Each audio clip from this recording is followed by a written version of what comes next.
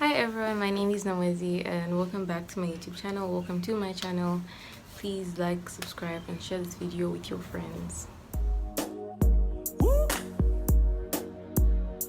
Like an aviator, got me feeling you better. Can I write you a letter? Okay, so today I'm going to be telling you guys why I chose to do I don't know where this accent is coming from, sorry. Why I chose to do aviation. I used to be at Rosepark School in Osaka, and they always have trips. Hey, first trip was in grade 6, like with the school. In grade 6 we went to the national park and I loved it. Like, I enjoyed it. It was like a change of scenery, you know. It was just something new than just always being in like my town, you know. In grade 7 the school took us to Livingston. I also enjoyed that. I've had been, I don't know if that's correct English, to Livingston with my parents, like a family trip and stuff, when I was younger, before the school took us. But I don't know, it just felt different being on a trip without your family, you know. Like, there's little restrictions, yeah, but it's just way better like with friends and stuff. In grade 8 the school took us to Europe, like 5 different countries, and that was like so exciting. Where did we go? Went to Austria, Hungary, Switzerland, Paris. What was the 5th one? I can't remember what the 5th one was. I really can't remember. Okay? But I went to 5 different countries and it was fun. Like, I really enjoyed my time. So then in grade 8, like, that's when I was in secondary school. That's when like the school started asking us like, what do you want to do and all that stuff, because now they're like, you know, about to finish school, so now they're focusing us on our career paths, you know. That's what the school does. So then I used to tell them, oh, I want to be a banker. So the school used to take us for trips and everything. And then also my dad used to travel a lot. Like he used to travel a lot. Most of the times he would take me with him. Yeah, like we'd go together. Like, it would be really fun because, like, you know, different scenery and everything. So my dad is a banker, by the way. So then in grade 8, when they came to ask us what we want to do when we're done with school, I went home and thought, I'm like, what suits me, you know, because I was like, I don't know what I want to do. So I was like, what suits me? And then I started putting puzzles together. Okay, what do I like? I like traveling. Like, I enjoy going to new places, you know. And then I was like, okay, even dad travels a lot, because I never asked him exactly what he does. I just knew he was a banker. I just knew he worked for, when I was younger, he was working for Bank of Zambia. He's not working somewhere else. But yeah, so then I was like, okay, this guy travels a lot, so bankers is equals to travel. So the school asked me, what do you want to be? And I was like, oh, I want to be a banker. You know, I see where I got it from, me being a child. So then I kept going with that, saying I want to be a banker. I was good at math, but I never liked it. I hated maths, anything to do with numbers. I hated that stuff. Like, I hated it. I can do it well and good. It's just one of those subjects that you pass, you don't even know how you pass. That's how it is. Like, that's how it was for me, and math and anything to do with numbers. Yeah, so then I kept that in my head that, okay, no, I want to be a banker. Like, grade 8, I want to be a banker. 9, I still wanted to be a banker. Grade 10, is it grade 10? Yeah, grade 10. Then my dad asked me, he's like, what do you want to be when you're done with school? Like, you only go 2 years, you need to get your things together. I don't want you to stay home after school doing nothing because you don't know what you want to do. Then I was like, oh, I want to be a banker. And he's like, why? I was like, I want to travel the way you do. Then he's like, that's not how it works. Like, you just can't start working in a bank and start traveling. Like, you know, it's like there's levels to this.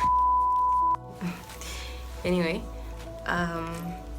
yeah, so then I don't know if that was grade 10 or 11. No, it was grade 10. Kalenga just graduated, like the youngest male commercial pilot. He had just graduated. So my dad brought me the newspaper. He's like, oh, look at this guy. He's a pilot. He just graduated and stuff like that. He's now working for Proflight. And he's a pilot. You know, pilots travel a lot and for free because like they're flying the plane, so you know. So then I was like, oh, okay, cool. And then I also didn't mind doing more research about being a pilot because like I've always been, I still am, I've always been fascinated by planes because like they're so heavy. Like how do they move in the air? You know, like mathematics, that type of thing. So then I was like, okay, cool. So yeah, I read about aviation. I was like, okay, this isn't so bad after all. You know, I was like, okay, cool. So then grade 11, job shadow came. Then my dad managed to talk to Proflight, went to the head office, explained to him how I want to be a pilot, and yeah, so I went to Proflight for job shadow. I went there with two of my friends, yeah. So I went there, would see like what the pilots are doing and everything. There was even a time I got to talk to one of the pilots like over the radio, because we're in the dispatch office, so their Proflight records, like they talk to the pilot, asking them how much fuel they have, how long they'll take, how many people are on board, luggage, weight, and all that stuff, so that they fill it in the files. So then I was always watching. I was there for how long? A week? I was there for a week. So like my dad used to drive me at 5, taking me to the airport and picking me up at 17. Yeah, you know, I live near the airport in Zambia, so it wasn't a big deal. Yeah, so I used to watch this guy do that all the time while I'm talking to the pilots, because pilots leave all their, like that's their office, like a huge office for pilots, hey? So they'd come there, leave their things, get their flying bags, equipment, whatever, and go to the plane. And they come back from the plane, they pass to the office. So like it was a pivot point for the pilot. So it was so easy to bump into one or like talk to one. Yeah, so I talked to a lot of pilots there. One taught me how to read TAFs, METAs. These are like the weather reports, but it's not in, it's like in, like it's coded, hey? Yeah, so he showed me, oh, the first thing is this is how you read it, and all that stuff. I was like, oh, it's actually not that hard. And then there was a guy who was there who used to file flight plans and all that stuff. So he showed us what to do. He's like, okay, you guys do this, da, da, da, da. So yeah, we used to would like file the flight plans for them, you know, going through all that and all that stuff. Would like attend their meetings and all. You know, it was just we're just one of the big guys. Yeah, although we weren't allowed to fly. Yeah, we weren't allowed to fly. My dad wanted to buy me a ticket to go to Ndola, like with them, and then come back with them. So then I talked to them about it, and they're like, you're just wasting money. Like, isn't there someone you can go and see in Ndola? So maybe like you stay there for a few hours or something, then you come back with us. I'm like, no, just. But then yeah, that didn't happen. But I did get to enter the CRJ, like the jet, private jet. I think there were 2 of us. Hey, I don't know. Yeah, I got to enter the jets, talk to the captains. They showed us the stuff, how everything works inside. It was very, very fascinating. And also, it's against the law to sit in the captain's seat. And that's, yeah, they told us that. I don't know why, but it's just not allowed. Like, a civilian can't just go and sit in the cockpit anyhow. Like, it's not allowed. That's why they always make you stand behind them. Yeah. What do I want to say? Yeah, so then after the job shadow thingy, then I concluded, I was like, okay, I actually love this, because like I would enjoy my time like all the time. Like I was like the best. And then yeah, that's it, hey? Yeah, that's it. Yeah, so like that's how the dream came about. And luckily my parents were like super supportive. Okay, it was my dad's idea in the first place, so shout out to you. So like it was my dad's idea for me to start, or like to join this industry. So like they were pretty supportive. I finished grade 12. I actually wanted to drop out of school because of this, because the school that I'm at now, they're like, you can be at least 15 to start, and that time I was like 16. That was like my last year of school. Then I kept telling my mom, like, can I please drop out? Like, we're allowed to go at this and this age and all that stuff.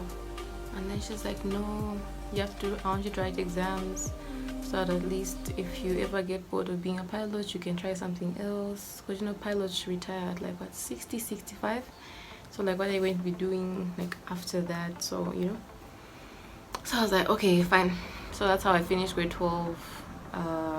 then the next year, like in June, I came here. I started studying and I loved it. And the good thing is when I just came, they gave me a new instructor. So like, you know, he was excited about his job. I'm excited about being here. We'd go to school like every single day, like even the weekends, like every single day I'll be at school, like flying and everything. Yeah, and it's going good so far, even though I've low-key been delayed by a lot of things, but it's going good so far. I really wouldn't complain. It's toxic, but you have fun. If you watched my previous video, you heard me saying this. It's toxic in a way that things don't go your way all the time, and sometimes they don't go your way. Let's say for like 1 month straight, things are not going your way, and then you'll be like, do I really want to do this, you know? But then when you decide you don't want to do it anymore, and then things start getting better, like it's like it wants you but it doesn't want you, you know? Yeah, and I recently got my solo bars. I went solo. Going solo means like flying the plane by yourself for the first time. Yeah, and I went on my first outputting flight. What's the day today? Okay, yesterday. Yeah, that was yesterday. Yeah, I went on my first flight and so I was on final approach and I almost got a bird strike, and I started focusing on the birds, forgetting I was like a meter off the ground. You know, when I zoned back in, I was like, oh my gosh, I'm in a plane now. I have to land this thing because I'm by myself, eh?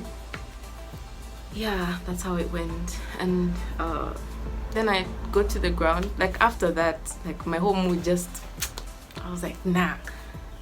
So then after that, luckily I landed safely, completely safe. Just when I landed, I was supposed to go back again. I called air traffic control. I was like, nah, I'm done. Exit the runway. Yeah, because you know, they tell us when you're not comfortable, stop. So I really wasn't comfortable because that just scared me. I was like, I could have died just here. This would have been a crash land, you know? I started thinking about that and I was like, I'm going back. Yeah, so I'm going back next week again for more hours. I need like 3 more hours. Yeah. Also, you asked me how my solo was. The previous video, if you haven't watched it, there's my previous video. I managed to take some footage of my solo flight and everything. So people are asking me like how it was, like how did you feel? Okay, let me just say this, hey, this is going to sound weird or whatever, but everything I'm doing in flight school, I feel like I've done it before, you know? Like even when I write exams, there's exams as well. I'll make a separate video explaining that stuff. I don't want to be too long.